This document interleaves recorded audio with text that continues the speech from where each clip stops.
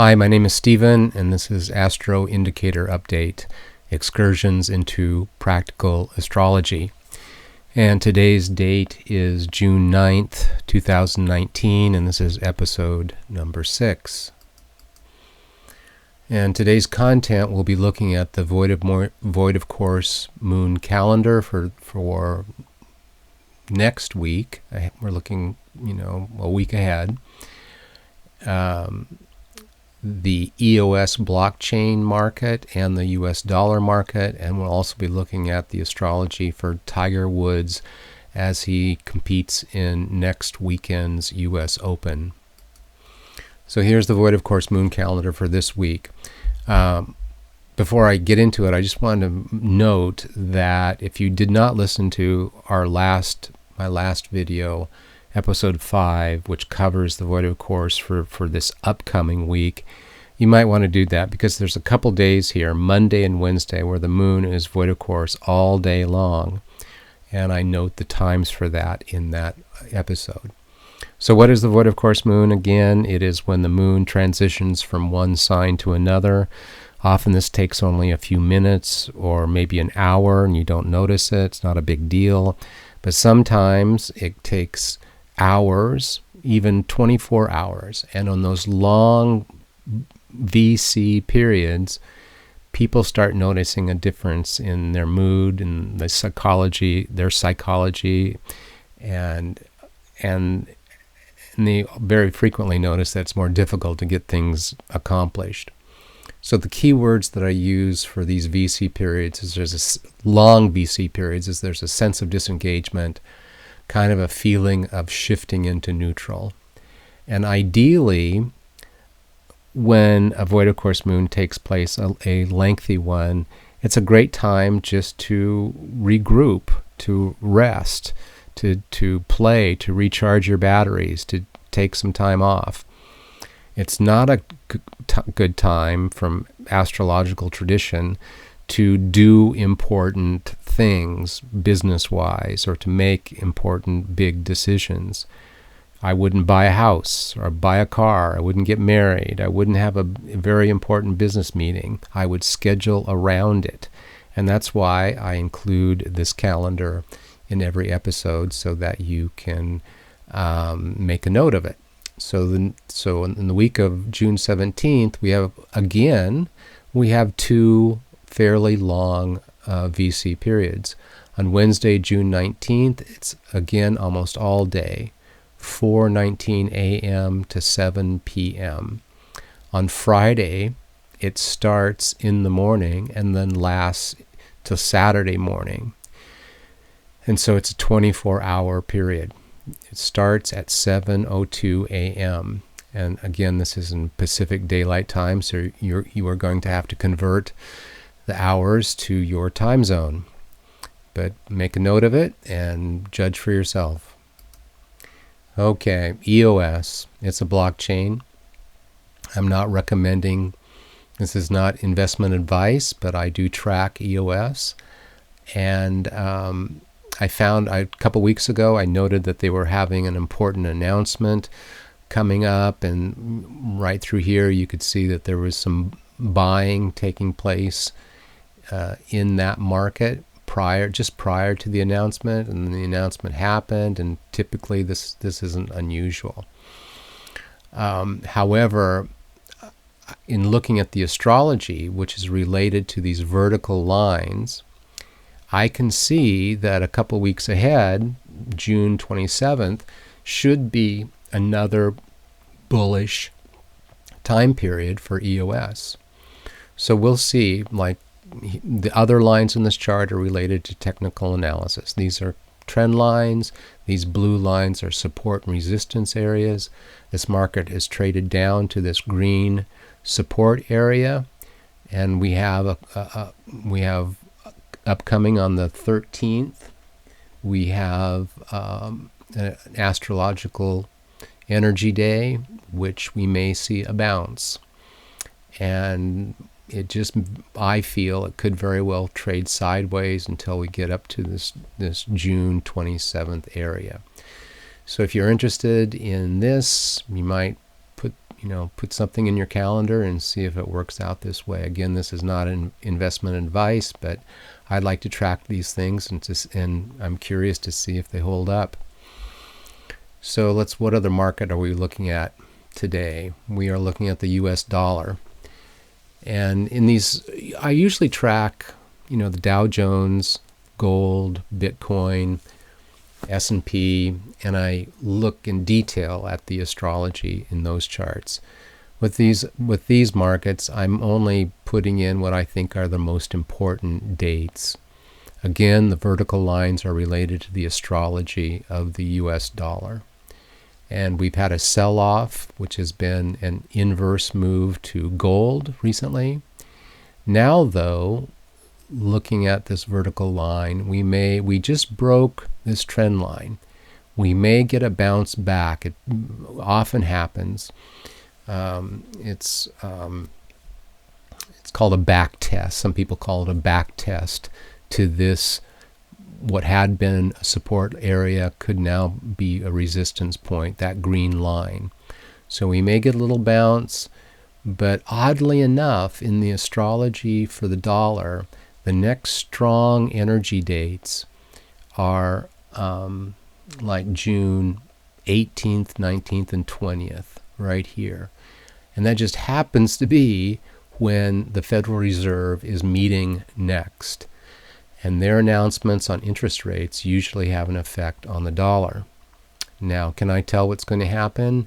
Well, I know from what's going on in the markets that they are not going to be raising interest rates.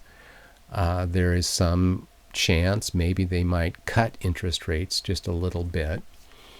If they do nothing, then the dollar may kind of stabilize. But my feeling is that they could surprise people with a small cut in interest rates, given that we have a lot of astrological activity at that time.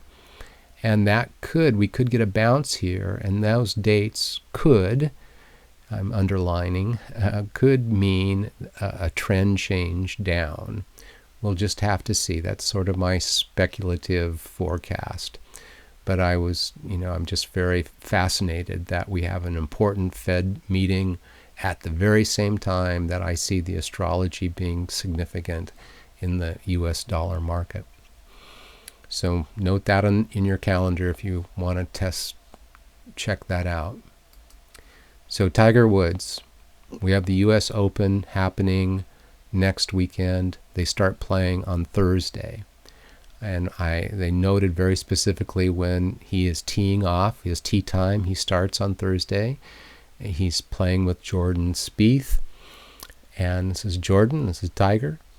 And so, I have Tiger's astrology chart, and then I wanted to see what that tee time, when that beginning moment for that tournament was, and how it related to his astrology. And so let's just take a look. So the inner ring here is Tiger's horoscope, his birth chart. Sun in Capricorn, moon in Sagittarius. He has a Virgo ascendant. He has Mars in a very, very strong, elevated point in his chart, one that is common to, elite athletes. And the outer ring is the positions for that moment when he starts the tournament on Thursday. So what's going on? Well, at that moment, if you look at my cursor right here, that stands for the ascendant. At that moment, we have a Libra ascendant, and Venus rules Libra. And so at that moment, Venus is accented at that moment, and it falls in Tiger's 9th house. Okay? So this creates a 9th house emphasis to a certain degree, and this has some association with boosting confidence, has an association with athletics. And as I noted earlier, Tiger in his natal chart has Mars right here in his 9th house. So he is inherently, strength in those areas. Let's see. In addition, at that moment, 2:09 p.m. Pacific Daylight Time, the sun is directly overhead, conjunct Tiger's midheaven, which is this point right there. And it's in sort of a wide conjunction with his Mars. So in a way, it's clearly strengthening his athletic abilities. It's reinforcing them. It also suggests that his vital central self, his energy, is aligned with a point in astrology that is definitely related to gaining recognition and achievement and being being highlighted and spotlighted for one's achievements. So that's a very positive thing as well. In addition, this transiting sun is opposite his natal moon, which is in Sagittarius. Plus, we have a transiting Jupiter very close to his natal moon. Now, Tiger, if you don't know his history, I'll be very brief, but he's had a tough 6 years, okay? Some of it related to his own actions, and some very much of it related to his health. Well, being a Capricorn, he has had Pluto and Saturn going through Capricorn. Saturn has been moving through Capricorn for 7 or 8 years. He's had major back issues, and a year ago, when Saturn was very close to his sun, there was talk that he would never play golf again.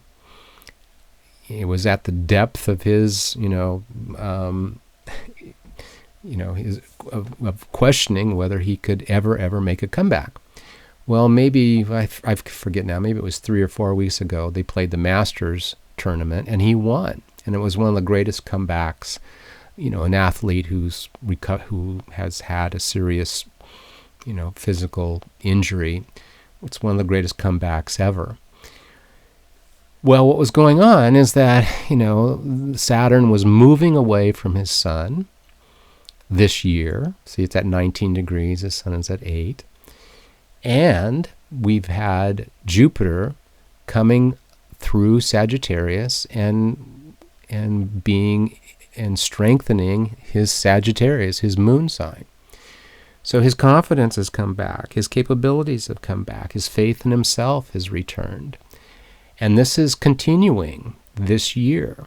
It's not quite as strong as it was at the Masters, but it's still very close, 19-22. Plus, all of this is opposite being activated at that moment, 2:09 p.m. this Thursday. The beginning of something and that's what you use in astrology, by the sun at that point in time. So he has a lot of things that are bolstering his faith in himself, his energy, his athletic capabilities. Finally, I'll just note one more thing, and this is sort of a minor thing in astrology, but he has, well, I'll go into detail in it. He has the moon conjunct Uranus, his natal Uranus, at that point. This can add a lot of creativity to one's kind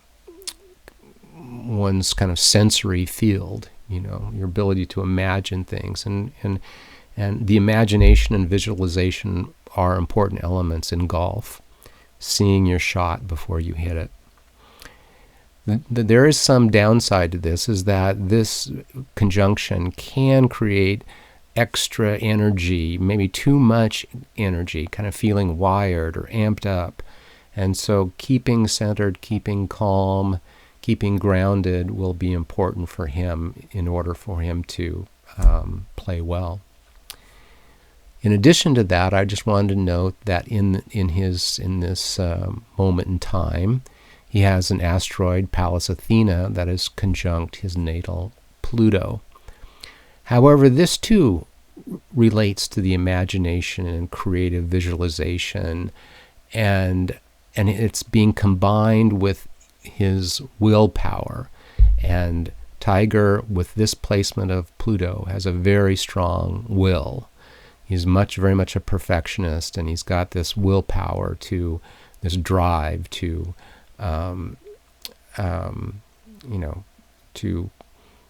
that keeps him pushing towards perfection. So all in all, this is a very supportive chart moment for him to play well. Do I know if he's going to win? No, I don't know. I can't say that, and astrology can't say that. But it can point to things. It can give us indications that the odds are better, that the odds are on his side, that he will play, above his average, which is pretty darn good. So I wouldn't be a bit surprised if he is high up on what is called the leaderboard in golf during that tournament. So we'll just have to wait and see. So that's it for today. Again, my name is Stephen. I've been studying astrology for a long time. I have a background in art, shown my work professionally. I have a master's degree in psychology. I worked as a sports psychologist for 6 years, actually, quite a few years ago. And I have applied astrology to the financial markets for 25 years. If you enjoyed this podcast, please hit the like button and think about subscribing, and I do accept Bitcoin. So thanks again. Bye for now.